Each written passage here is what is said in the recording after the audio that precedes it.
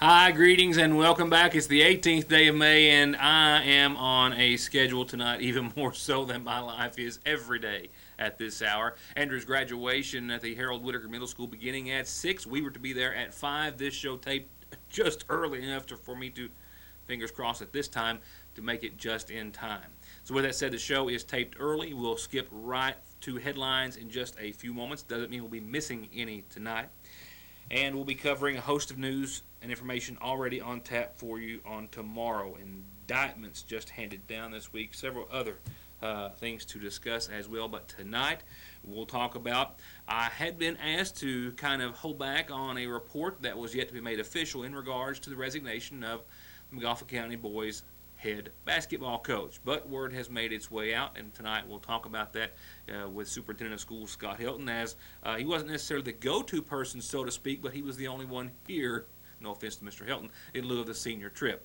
But we'll talk about that, and we'll also have 911 dispatcher placed on administrative leave per an investigation into what he's accused of and how he's accused of being in contact with a juvenile in Johnson County. And a juvenile in McGoffin County airlifted last night after a fall. Seriously injured the 15-year-old, from what I am told. I'll tell you what I can per her being a juvenile in just a few moments. And a whole lot of other news and information. Before we get to those headlines, your calendar, and your weather announcements, I've got a list, and I'll put it up on a schedule and go over it in more detail. They have got a lot of locations. They've been doing the summer feeding program down in McGoffin County for a while, but this is the longest list of locations that they've had. McGoffin County Schools, once again this summer, participating in the summer food service program, meals being provided to all children free of charge, and it's just that simple. If they want to come and eat with them, they would love to serve them. No questions need to be asked or answered. It's just that simple through the program. They've got sites set that will start serving on the 5th of June, which will be here before you know it, and go through the end of July. The only day, and this is weekday, Monday through Friday, with the only exception being July the 4th. But North McGoffin Elementary, Sagersville Grade School, South McGoffin Elementary, Licking River Baptist Center, the old Royalton School, Royalton United Baptist Church, College Heights Apartments, Allen Drive Apartments, Mountain Parkway Trailer Park, Ramey Memorial Park, Mash Fork at the Johnson Mobile Home Park, Falcon Trailer Park at Adams Lane, South McGoffin Fire Department, North McGoffin Fire Department, and the North McGoffin Park near the old Millard Hensley School as well.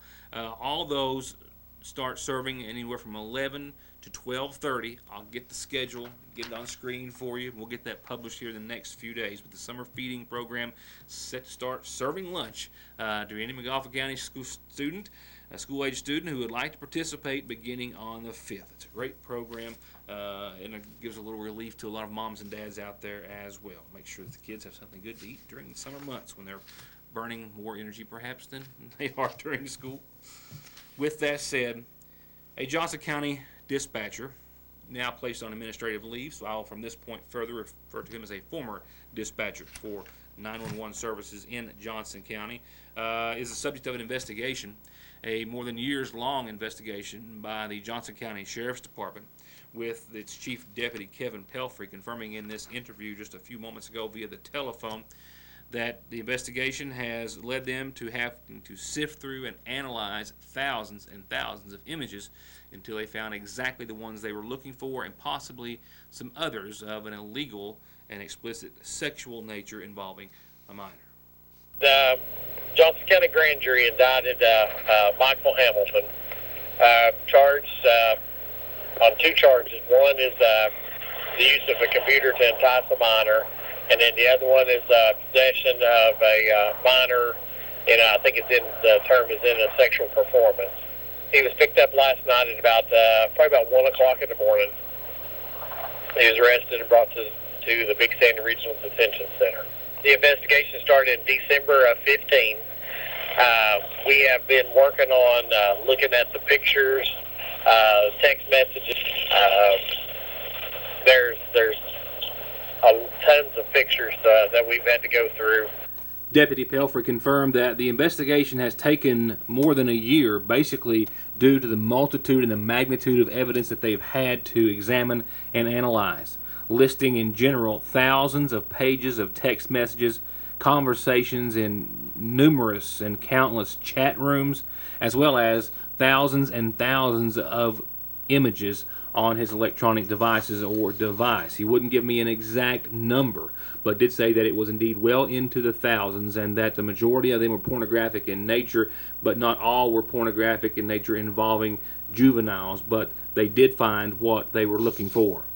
We finally found pictures of our victim, who's a juvenile, and we were able to match up those pictures on the suspect's phone, on Mr. Hamilton's phone, and on our juvenile victim's telephone. So we were able to show where those pictures were transmitted and received by Mr. Hamilton. No court appearances had been set as of last update earlier this afternoon. I can confirm, however, though, by 3 o'clock this afternoon, Hamilton had already bonded out of jail, while the investigation continues. Now, part of that investigation included taking the juvenile's phone and Hamilton's cell phone, both, and turning them over to the Kentucky Attorney General's Office Cyber Crimes Division for analysis. And after analyzing what we've already referred to as an extensively large amount of data, Hamilton was officially charged with those 2 counts: prohibited use of an electronic communication system to procure a minor for sex, and possession of or viewing of a matter portraying a sexual performance by a minor. It's still an ongoing investigation, which is already extended out of Johnson County into other Kentucky counties, and I'm told at this hour into other states as well. And Hamilton, which I did report to you, was taken to the Big Sandy Jail, has since bonded out. Our next headline tonight is one that we were trying to hold off on until next week per request from Superintendent of Schools Scott Helton, actually until we could speak with Magafa County High School Principal Chris Meadows and Athletic Director Neil West, both of whom are returning from senior trip tonight. It was then that, of course, they being the 2 key figures in the Magafa County High School that could refer to or give me some details about what we were told was to be the resignation of former head coach of the boys basketball team, Robbie Russell, who we can confirm at this hour has resigned per this interview with Superintendent Helton just earlier this afternoon. This week, Mr. Conley, assistant principal at the high school, kind of notified us that Mr. Russell had decided that he wasn't going to coach next year. And I actually spoke to Mr. Russell a little bit, but that was between he and I after the fact. And I haven't had a chance to really sit down with Mr. Meadows. And Mr. West, they're on the senior trip right now. They should be back tonight. But as far as the reasoning behind it, I didn't delve into that with them and get into any of that. As from here, as far as my role in it is none. It goes back to the school. The coaching position was an extra service position. That means that there's a lot of the money just for a coach, and it varies from middle school to elementary, but each school has those positions. Mr. Russell will stay on as an employee of the district. He still has a job here. He just decided he didn't want to coach. Now, from on, it'll be up to Mr. West and Mr. Meadows and the site-based council to go about the process however they choose of selecting the new coach. As far as timelines goes, you would like to have one in place prior to the start of the school year, especially, but there's summer camps and things out there. I'm just not sure what they have in mind or what the role will be. So, I'm speaking just as a former basketball player in high school. Now, like I said, the role and the process, the superintendent has no say in who the next coach is going to be. Russell was at the helm of the boys program for a total of 5 years and will retire that career with a record of 75 and 67. The most successful year in 2015-16 with a 22-9 record, with 3 57th District runner-up titles to go along with that, including last year's district runner-up title, in which the Hornets finished 18-12, in what was one of the most exciting seasons of boys basketball in quite some time. And while Helton, as you heard, won't have any involvement or input in the selection process for the new head coach, he says there are some important things that he believes will be taken into consideration. One being that the new coach will have to work hard to get kids away from their devices and onto the court, and at the same time live up to and build off the new facility at the Montgomery County High School. When I grew up, there wasn't any other show in town. You either played sports, and you didn't necessarily play on the high school team, but you played sports, whether it be in the road or whatever it be. So the new coach is going to have to face that challenge of just trying to maintain numbers and trying to make sure that he utilizes all the resources that they have up there. Now, as far as our facilities, we're second to none in the region. I've been in most of the gyms. Our facilities are great, but it's a matter of who comes in and making sure they get the right person for the culture and the environment, and try to build on that. Mr. Russell did a great job winning ball games. He had a winning percentage. I hadn't looked at his percentage, but when he resigned, I kind of looked back over the numbers that he'd done. He did a great job. He won a lot of ball games. To get high-speed internet on their state-of-the-art fiber optic network for all of your home and business solutions, or to watch TV without a contract on over 200 digital channels with superb quality, or stay connected with family and friends with 24/7 telephone service you can always depend on, contact Foothills Broadband today. Or just click on their link to the right to find out how they're working to provide the latest in communications at affordable prices with exceptional service at Foothills Broadband. For that actual nickel, but that generated a bonding potential of millions and millions more. The Johnson County School District has proposed such a nickel tax, and they're still in court fighting that out. But the Lawrence County Board of Education is one of the most recent to utilize it, as well as have others. I think Floyd County as well, as they are building new schools. Nevertheless, the Lawrence County Board of Education addressed the nickel tax just this week in their regular session meeting with their team. Basically, they had three options, or four options technically at this point, with some folks still in opposition to the tax. 5E, discussion and approval of the board's intent as it relates to the reaction of the nickel recall petition. The options are in our packet. If Dr. Fletcher let you go over those. Thank you, Mr. Chairman. For those of you that may or may not know, there were several petitions. I think they had well over 1,000 signatures. 200 of those didn't pass, but still yet they only needed 600. So it came up to 800 some legitimate validated signatures as they were finished, which gives us four options at this point. The four options are this. One, drop the nickel tax altogether.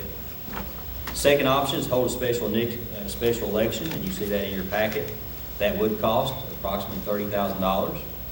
The third would be place the November general election ballot. The downfall to that is the next general election is November 2018. So one of the things we've talked about with the petition itself, that puts it off for another 3 years. So the students that are in Louisa West, it pushes it back to 2018 before we can do the tax, and we would not be able to ask the General Assembly till 2020 in order to do that rate. Do that math. If we don't do this, basically what we're telling the state government is we don't want your free $6 million. You got to pay for it if you're going to make the changes on your own. So, and the fourth item is the challenge the county clerk's findings in circuit court. We fully trust Mr. Joe and the work that he does, so I don't think number 4 is an option. But those are the four options that we have as a board. And with further discussion and consideration, Chairman Heath Preston went on to propose that the board place the item on the November 2018 general election ballot, so that those citizens and voters of Lawrence County would have the opportunity to vote on the tax. The motion was made by Garnett Skaggs and seconded by Barbara Robinson, and all members approved waiting until November of 2018 for the next general election. The money which we raised would go, that bonding potential, they are seeking it in order to improve the Louisa West Elementary, or rebuild that school within the system. And as of right now, Any construction plans, of course, will await the vote next year. Back to McGoffin County headlines. All I can tell you, per the information I have and per the accident victim being a juvenile, is that a 15-year-old female in McGoffin County was believed to have been the victim of a fall at a residence, I believe her residence, yesterday afternoon, to the extent that she may have suffered some sort of a spinal injury. She was transported per personal vehicle to Sagersville, and from there it was deemed that she was starting to experience some numbness in her extremities and other complications that may have had something to do with some sort of temporary or paralysis. And she was airlifted to the Cabell Huntington Hospital, I believe is where she was taken to. An update through a family member this afternoon tells me that she is doing better and still undergoing tests, and they're hopeful that she will make a complete recovery. But it appears as though she fell and struck her neck or head on a piece of furniture, and that caused a serious and life-threatening condition that the family is still hoping will be temporary. I'll be right back. Birthday wishes kick off your McGoffin County Farm Bureau community calendar for the evening. 23rd birthday wishes going out to George. Well, that's how he's known. His name is Luther Keaton Jr. Happy birthday to you, Luther George Keaton Jr., from Dad and Jeanette and a host of family and friends. Happy birthday to you. And just a few brief reminders on our calendar because I'm going to be late for Andrew's graduation. I've seen truckloads of tires going through town today down to the tire collection. It goes on tomorrow and Saturday as well, beside Rumpke there next to the horse park. If you're just a individual, not a business, not a scrapyard, mind you, you've got tires off the rim, take as many as you want for free, and they'll take care of them for you. Turning to funeral service announcements for this Thursday, we now have complete details on services to be held. First, in honor of 85-year-old Marceline Howard of Lick Creek, who passed away on the 17th yesterday. Preceded in death by her husband, Garland. She's survived by sons William, former educator, principal, administrator in the McGoffin County school system, Forrest, and B.F. Helton as well, and her daughter, Eileen Lemaster. Visitation is this evening and prior to services that will begin tomorrow morning at 11 from the McGoffin Funeral Home. Burial afterwards at the Helton Cemetery at Sagersville. And services have been set for 78-year-old Cletus Howard of Stanton, who passed away yesterday, formerly of McGoffin County. He survived by his wife Lillian Howard, son Anthony Howard, and daughter Charlotte Pearson. Visitation too this evening, and then prior to services that start tomorrow afternoon at 1. Visitation and services and arrangements held on behalf of the Sagersville Funeral Home. Burial at the Grimsey-Tackett Cemetery at Twin Lick. Once again in honor of 78-year-old Cletus Howard.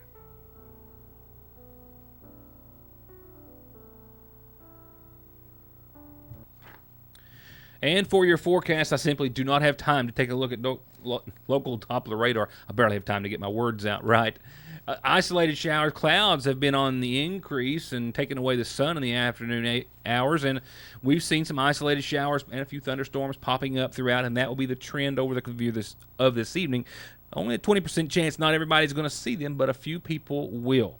We'll see a low tonight of around 64 degrees, and those chances of showers increase into your weekend. For your Friday, a 50% chance early tomorrow, partly sunny, warming up to about 83. Temperatures are not going to fade much, but a 50% chance of some showers and thunderstorms tomorrow. That might wane down to about 30% by tomorrow night, mainly before 9 p.m., and then things should calm down during the overnight. When things heat back up on your Saturday, though, a slight chance of showers early to the tune of about 40%, and they will stick around throughout much of the morning, afternoon, and evening, at least the chance thereof, mind you. Temperatures, mid-80s, mid-60s for your highs and low, and a little sunshine to be seen in the first half of your weekend. Not so much on the second half. Right now, Sunday still looking mostly cloudy and showers and thunderstorms looking most likely mostly after 2 o'clock in the afternoon. Temperatures start to fade, though. 80 on your Sunday with clouds and showers, and 71 on your Monday with some sunshine. 30% chance of showers. I didn't put it in there, like maybe up until 8 o'clock that morning. But otherwise, we'll see clouds just be partly covering the sky. 71, 53. Temperatures rebound on Tuesday back to the mid-70s with some sunshine and another chance of some showers. Right now, we'll be in the 70s throughout much of next week. A bit cooler than average and certainly where we have been. And that's going to wrap it up for me in a hurried fashion. I'm out the door and off to middle school graduation. Thank you so much for being here, and please join us tomorrow night as we wrap up another busy week of programming here at Your News Today. Good night.